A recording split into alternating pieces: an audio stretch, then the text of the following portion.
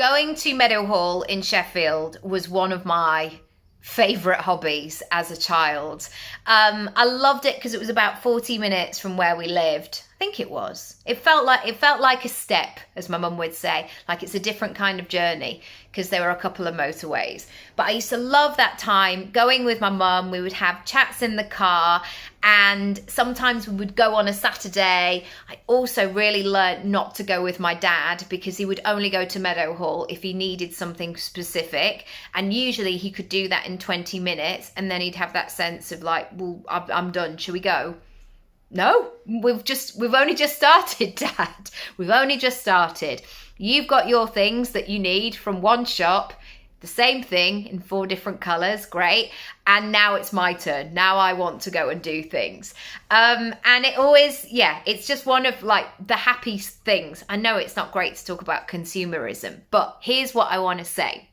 In that shopping centre, there were so many different things that I could do with it. So there was a big Boots. So I loved going in there because they would have different things than the one that we had in our local town. It had a massive top shop, so you'd see different things. There would be shops there that were probably out of my price range, definitely out of my price range, but I just used to go and look and see what was available and just be in that moment.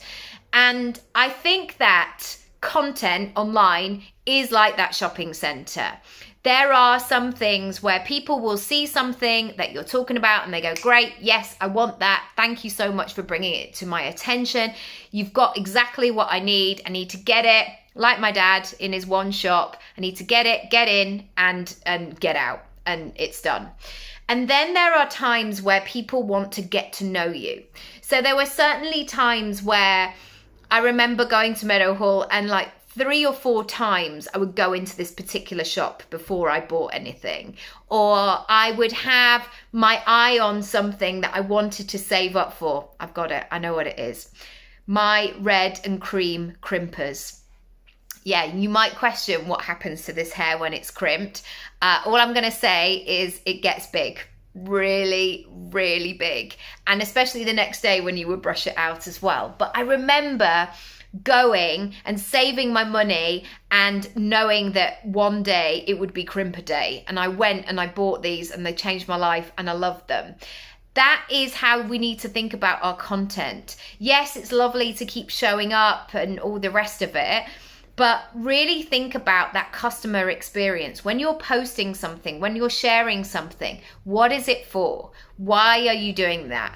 As Oprah says, what is your intention? If you want help with your content, book in a strategy session and we can map out the whole thing. So you can remove that guesswork. You can stop doing all of the things, none of which are working for you in the way that you want to, and find a flow that feels really good for you. Find a rhythm, find a routine, and it's going to be great.